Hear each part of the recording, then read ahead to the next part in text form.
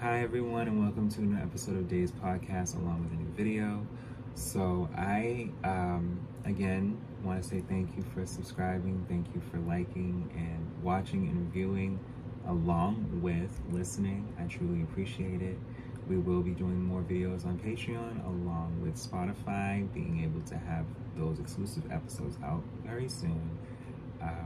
I wanted to be sure to talk more on artists, as I said, and more releases from such artists. So today we will be talking about The Boy Is Mine by Monica. Considering that we talked about Never Say Never by Brandy, they both share a song called The Boy Is Mine, where they have won a Grammy for this song, which is over 25 years ago. And I thought, why not just be able to show people the fact that, they both had albums out pretty much around the same time. They're about a month apart. Okay, so why not talk about it? So yes, The Boy Is Mine is the second studio album by Monica. It was released by Arista Records on July 14th, 1998 in the United States. The album deviated from the formula of her debut, Miss Thing, in 1995. So it's been about 3 years. And we're talking July 14th, 1998. So, of course, Aaliyah already has One in a Million. Everyone's like, what is she doing now? And she literally just released Are You That Somebody? So they're, like, oh my God. We got The Boy Is Mine. Like, the single is out. Everyone is hearing it on the radio. It is going off. And, by 98, we're having Maya emerge. We're having a Tamia emerge. Okay, we already had Mary come out with Share My World. Okay, and I believe Whitney was coming out this year as well. Okay, and of course, Janet and Mariah were touring and promoting their albums from the previous year. I'm just giving you guys an insight on just time and where this album was placed. And I do this with most, if not almost all artists, because I just want people to understand, like, I lived through this. Like, I know what was going on, as opposed to how young I was, but just kind of picturing it and, like, diving back and being like, okay, I see where the radio and all this, it makes perfect sense. And I'm just wanting to resonate with you all on that. What else was coming out in that? Oh, well, hip-hop was on its very way of just emerging very much more, because not only did we lose Tupac a few years prior, we also lost Biggie the year prior. And then, you have a DMX emerging in this time, right? In this time, Rough Riders, like, going off. And people are like, wait a minute. and you have Jay-Z coming out as well. And then you have, of course, Destiny's Child, who just released their album, their self-titled, a year prior, and was working on their next in the year to come. And there was just all these different artists coming out. Erykah Badu had just released her album in the midst of 97 as well. All these different artists were literally emerging. It was wild, and it's still wild because they know it. So yes, let's continue. As she had more creative control over the material she recorded, a step that she considered a natural progression. And that's true. Like, when it comes to your first project, similar to Aaliyah and Brandy, she may have had more of control on her first album, but I do recall when I was talking about the Brandy self-titled album, that there were songs that, she was wanting to showcase, as opposed to when it came to Never Say Never, similar to The Boy Is Mine, she's all hands on. So everyone by their second album is like, I want this, I want that, this is how it needs to look, this is how it needs to sound, respectfully. On the record, Monica worked with a variety of producers and writers from different genres such as gospel, R&B, and hip-hop.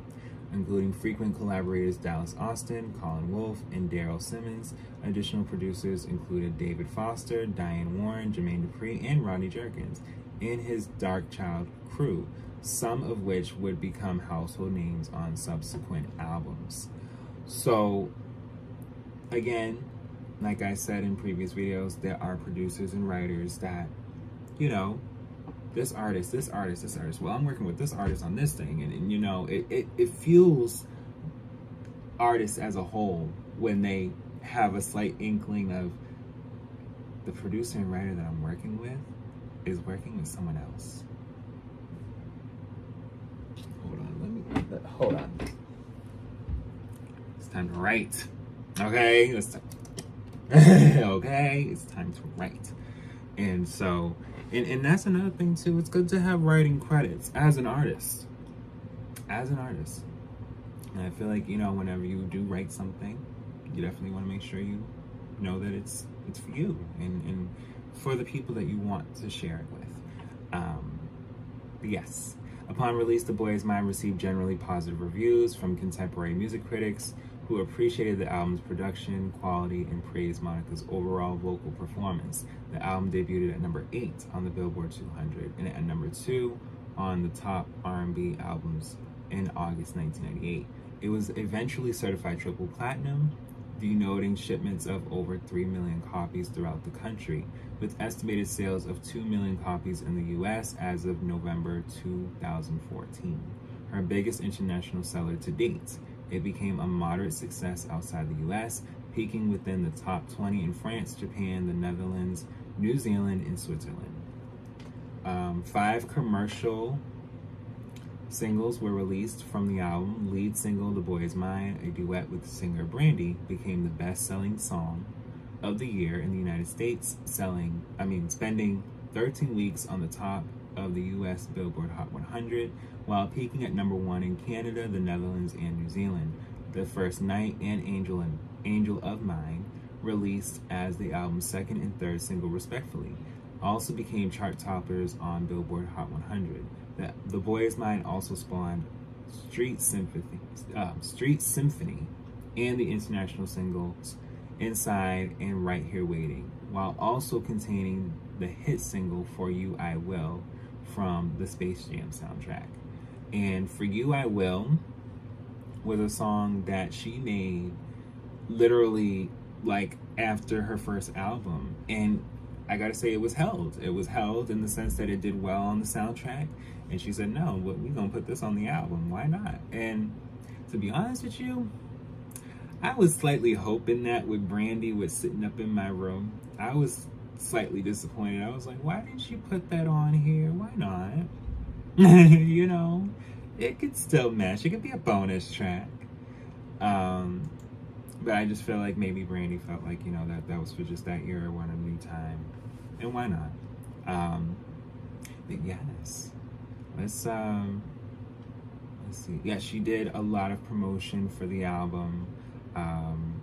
You know, going to award shows and just, you know, the late 90s was a time where people were like, even when I recently talked about the Spice Girls, where, you know, this is July 14th, 1998, we're realizing the group is disbanded by one member.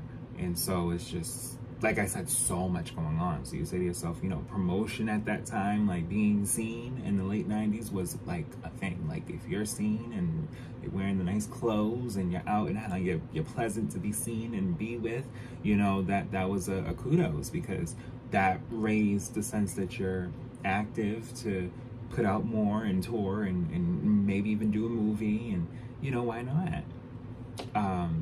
But yes, let's get into the track list.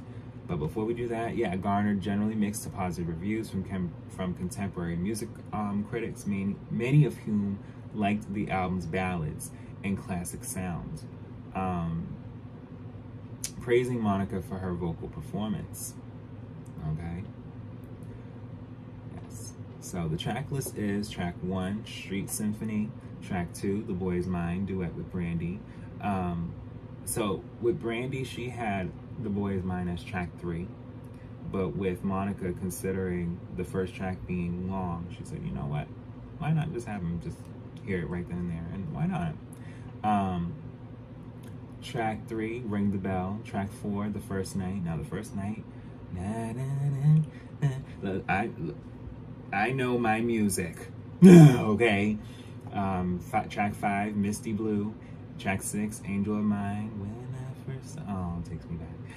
Track 7, gonna be fine with Outkast. Okay, so she worked with Outkast back in the day.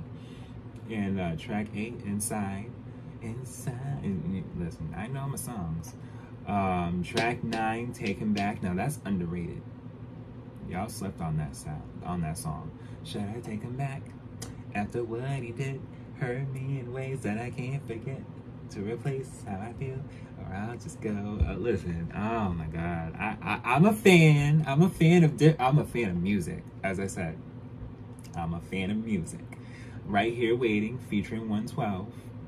Richard Marx said, "Listen, why not? Because they can listen to either version." Track 11, Cross the Room. Track 12, Keep It to Myself. And then track 13, For You I Will, which I think was a great ending for the album, because it just lets people know, like, no, if we was to reverse it, it would be For You I Will, and then we're just going to, whatever else we're putting together for this cohesive album, and then the Japanese bonus tracks were remixes for The First Night. But besides that, like, this is a great album. This is a good album. I do recommend listening to it, stream, buy. I know vinyls are becoming more of a thing, and I will be saying more of that in, future videos where, buy vinyls. Get a vinyl player. Why not? Collect them, hang them up, have them on a desk, a shelf.